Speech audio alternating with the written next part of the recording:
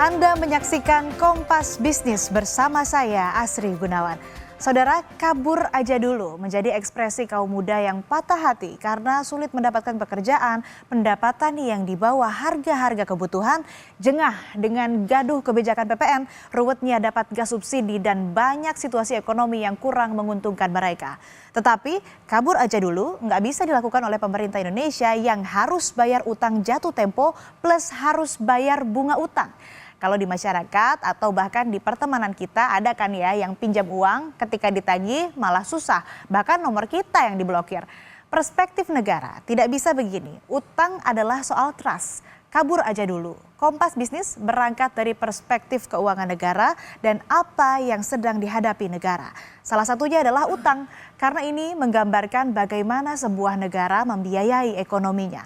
Angka yang bicara. Kita ke data berikutnya. Pemangkasan anggaran pembiayaan program prioritas ini adalah tentang kondisi keuangan negara. Tahun 2014-2015, Presiden Joko Widodo menarik utang untuk membiayai program prioritas pembangunan infrastruktur yang tahun ini banyak jatuh tempo. Kemudian tahun 2020, Presiden Joko Widodo juga kembali menarik utang dengan visi kemanusiaan menyelamatkan nyawa dan ekonomi yang digulung pandemi kala itu. Sebagian diantaranya juga jatuh tempo di tahun ini.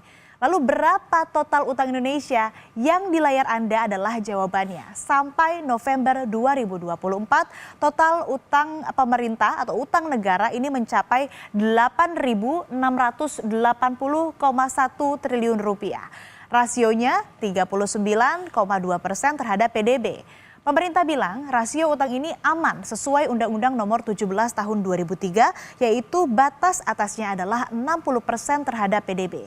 Tapi yang menarik adalah jumlah utang ini di atas penerimaan negara hampir 3 kali lipat. Tapi balik lagi, selama ini utang dirasiokan terhadap PDB. Faktanya, penghitungan terhadap PDB memang menjadi konsensus dunia, ini sebuah praktik lazim. Oke, ini bicara total utang yang jatuh temponya tidak sekaligus. Tetapi bagaimana dengan tahun 2025 ini? Kita ke data berikutnya. Tahun ini saudara, pemerintah memiliki utang jatuh tempo lebih dari 800 triliun rupiah. Disclaimer dulu, nilai ini belum termasuk beban bunga yang harus dibayar. Total utang pokok jatuh tempo adalah 800,3 triliun. Nilai ini terdiri dari surat berharga negara 705,5 triliun rupiah, kemudian pinjaman 94,8 triliun rupiah, dan ada sekitar 10% utang pemerintah yang jatuh tempo tahun ini. Lalu bagaimana dengan bunga utang? Kita ke data selanjutnya. Dalam Nota Keuangan 2025, pendapatan negara ditargetkan sekitar 2.996,9 triliun rupiah. Pendapatan negara ini kalau dalam rumah tangga bisa kita analogikan sebagai cash flow, duit yang dihasilkan dalam setahun. Apa yang Anda lakukan kalau misalnya gaji Anda 10 juta tapi utangnya 30 juta? Kudu pinter-pinter ngatur kan? Biasanya rumah tangga kalau mau ambil utang, apa yang dihitung coba? Jawabannya pasti gaji. Nah, ada nggak sih yang pernah menghitung aset? Rasanya jarang ya. Apakah utang negara ini bisa kita analogikan dengan cash flow rumah tangga? Nanti kita akan bertanya langsung ke ekonom. Yang pasti bunga utang yang harus dibayar pemerintah tahun ini adalah 552,9 triliun rupiah. Jepang adalah salah satu negara yang selalu dibandingkan. Jepang saja rasio utangnya lebih dari 200% aman. Kenapa Indonesia yang rasio utangnya masih di bawah 40% lebih berisik? Faktanya bunga utang Jepang adalah 1%. Sedangkan bunga utang Indonesia adalah sekitar 7%. Utang sebenarnya menjadi instrumen lazim bagi pemerintah untuk membiayai negara. Dan saudara, utang tadi adalah yang diterbitkan oleh pemerintah sebelum Presiden Prabowo Subianto. Kedepan, kalau negara harus membiayai subsidi, harus punya uang untuk perlindungan sosial seperti korban PHK. Harus membiayai janji kampanye yaitu makan bergizi gratis. Pertanyaan selanjutnya, apakah Indonesia punya uang? Presiden Prabowo Subianto punya jawabannya. Biasa, ada yang nyinyir, ya kan? Mana bisa kasih makan?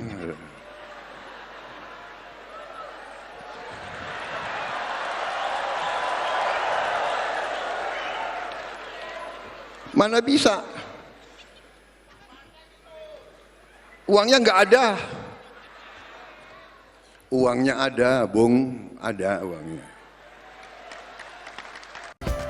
Kecewa terhadap kondisi ekonomi, kaum muda mengekspresikannya dengan hashtag kabur aja dulu. Lalu bagaimana sebenarnya kondisi ekonomi Indonesia dari perspektif berangkas duit negara?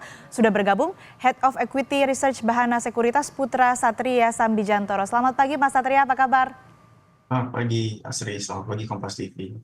Mas, pemerintah kan mengeluarkan berbagai kebijakan ekonomi dari kemarin ya, mulai dari juga ada kemarin yang sempat ramai PPN dan lain sebagainya. Lalu sosial media ramai hashtag kabur aja dulu. Nah, dalam perspektif kondisi ekonomi kita, fenomena apa ini Mas Satria?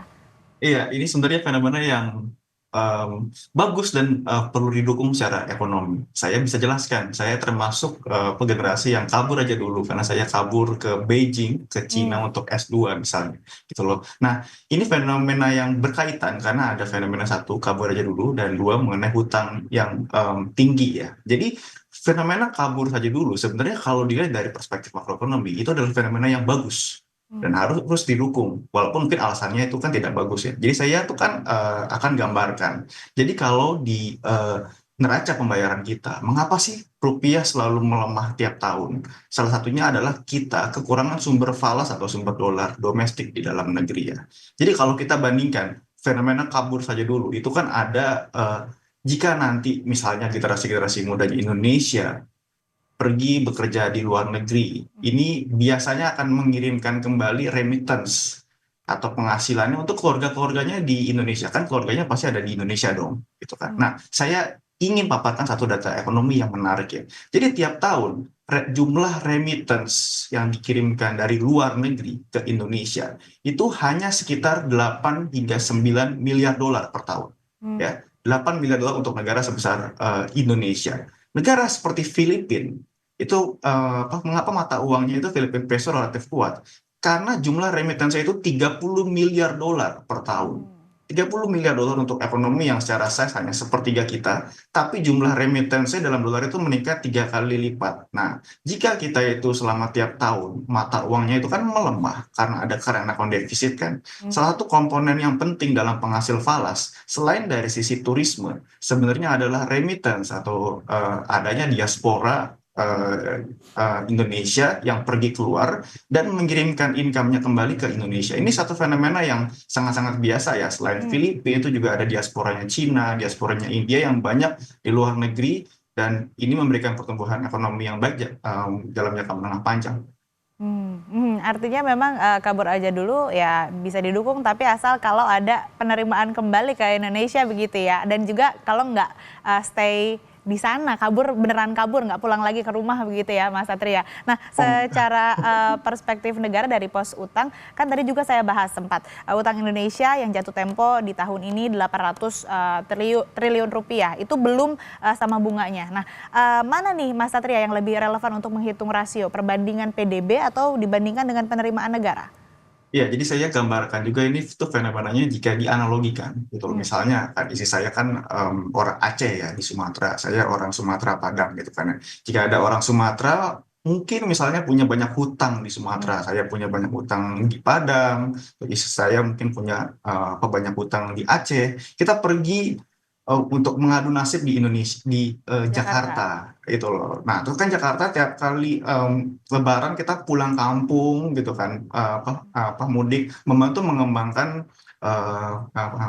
daerah asalnya kan. Nah, ini juga fenomena yang mirip di kabur saja dulu. Dan saya melihat ini fenomena tidak perlu dikhawatirkan secara terlalu berlebihan ya, karena ya itu memang kita butuh nih link-link diaspora yang punya mental untuk bekerja keras. Nah, bagaimana kaitannya dengan hutang? Memang angka hutang kita itu relatif mengkhawatirkan ya. Jadi yang jatuh tempo itu kan 500 triliun gitu loh. Jadi kita itu bayar hutang untuk bayar bunganya saja sudah lebih besar dibandingkan belanja infrastruktur yang sekitar 200 hingga 300 triliun per tahun. Belanja infrastrukturnya 200 triliun, belanja beban bunga hutangnya 500 triliun. Nah, bagaimana ini outlook-nya secara ke depan?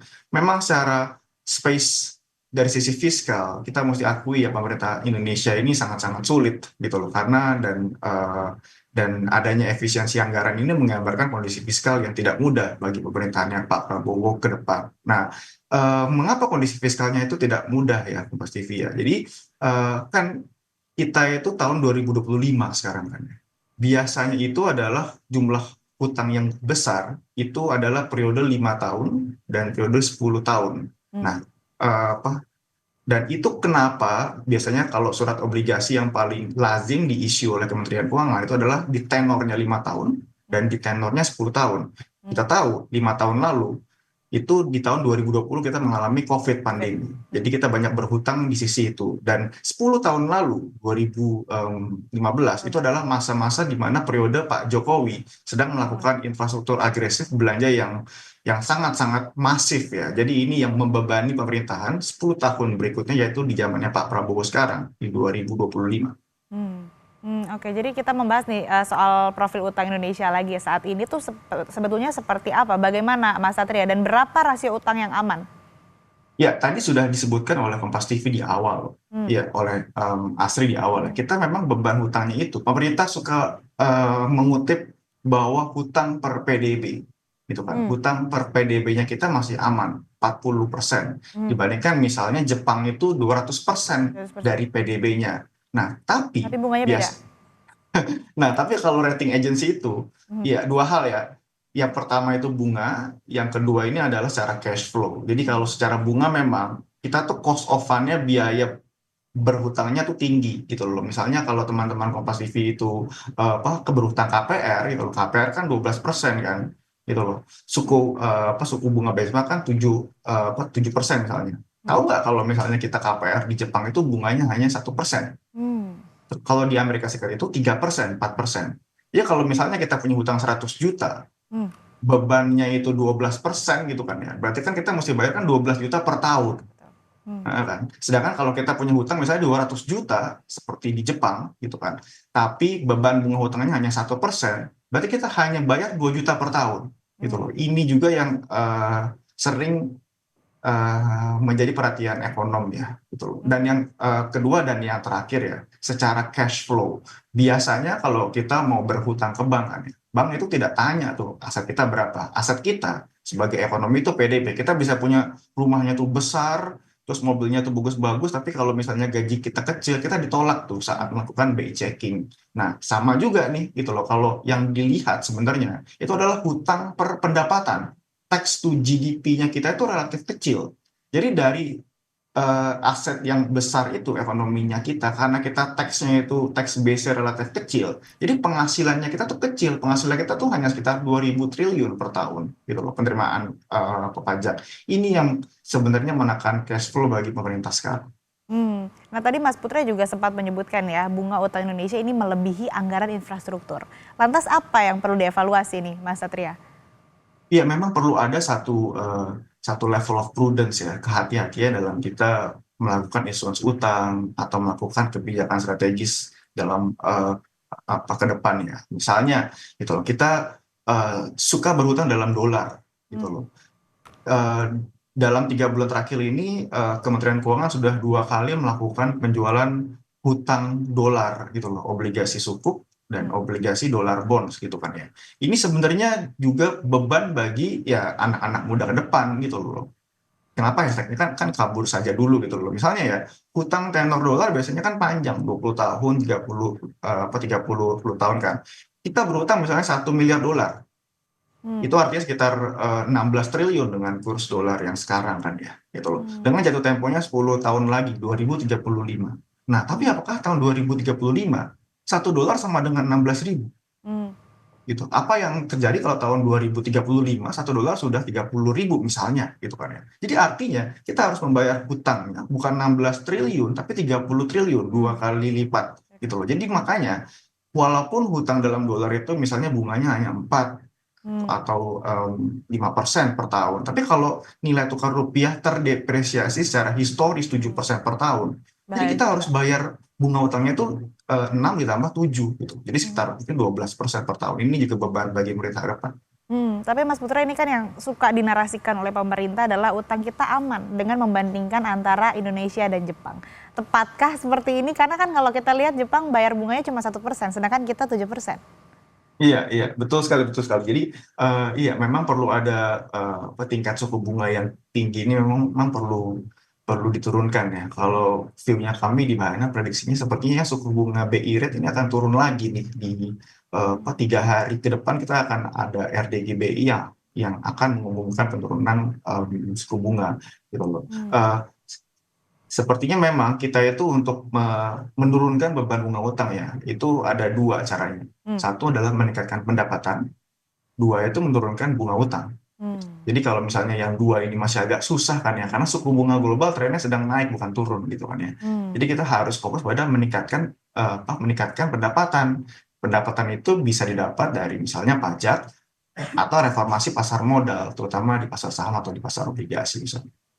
Meningkatkan pendapatan negara jadi kunci untuk menjawab ini ya, Mas Satria. Lalu terakhir Mas Satria, benarkah fiskal pemerintah Presiden Prabowo Subianto ini terbatas sehingga dampaknya adalah yang dirisalah oleh kaum muda nih yang sampai ingin kabur aja dulu begitu?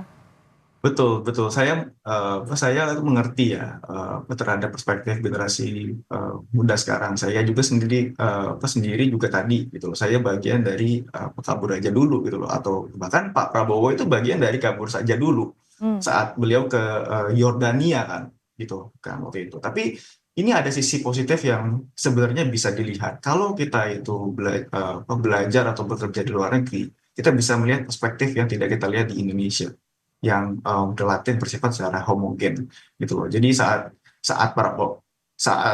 Pak Prabowo ke Yordania melihat perspektif yang lain, saat saya pergi ke Cina juga seperti itu, saat Pak SBY itu pergi ke Amerika Serikat kan, saat beliau di yang TNI, pasti perspektifnya kan berbeda. Jadi ini ada dampak positif, tidak melulu harus dilihat secara negatifnya ya. Satu, kita bisa belajar hal yang menjadi best practice di luar negeri gitu loh. Di luar negeri tuh bekerjanya seperti ini loh, yang bagus-bagusnya pun banyak gitu loh. Dan nanti gitu loh, ini ada dampak jangka pendeknya ya. Kita kan saat kita bekerja di luar negeri, kita mengirimkan devisa ke Indonesia. Ini bagus buat nilai tukar rupiah, bagus untuk neraca pembayaran kita. Dan dalam jangka menengah panjang, jika setelah saya itu kan pindah dari Beijing ke Jakarta, gitu loh, ada transfer of like knowledge. Pak Prabowo juga seperti itu dan juga ada banyak diaspora lain dari luar negeri yang memberikan kontribusi positif mudah-mudahan dalam 10,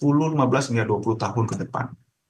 Artinya memang hashtag kabur aja dulu fenomena ini yang dibuat oleh kaum muda yang mengungkapkan kerisauan, perasaan atau patah hatinya karena kondisi ketidakpastian ekonomi, kemudian juga sulitnya dapat lapangan pekerjaan, kemudian gaduhnya kebijakan-kebijakan yang dikeluarkan oleh pemerintah. Meskipun ini bentuk kekecewaan, tapi kalau kita lihat dari sisi lainnya, dari sisi positif juga masih ada begitu ya, sisi positifnya yang bisa diambil dan juga ini bisa berdampak baik untuk negara. Tapi yang tadi disebutkan memang yang kita bahas juga bersama, hashtag kabur aja dulu atau fenomena ini, curahan hati masyarakat kaum muda begitu ya, ini tidak terlepas karena kondisi ekonomi kita, utamanya di tahun ini yang banyak jatuh tempo utang kita, yang bahkan harus bayar bunganya ini sampai lebih dari 500 triliun. Yang diharapkan tentu saja bisa ada pendapatan negara yang bisa kemudian bisa mengcover atau membayar utang yang jatuh tempo di tahun ini. Dan kembali hashtag kabur aja dulu juga harusnya dan bisa diambil positifnya begitu ya untuk bisa membantu memulihkan perekonomian kita. Terima kasih Mas Putra Satria Sambijantoro, Head of Equity Research and Chief Economist Bahana Sekuritas telah bergabung bersama kami di Kompas Bisnis. Sehat selalu Mas Satria. Sama-sama Asri ya, sukses saja dulu.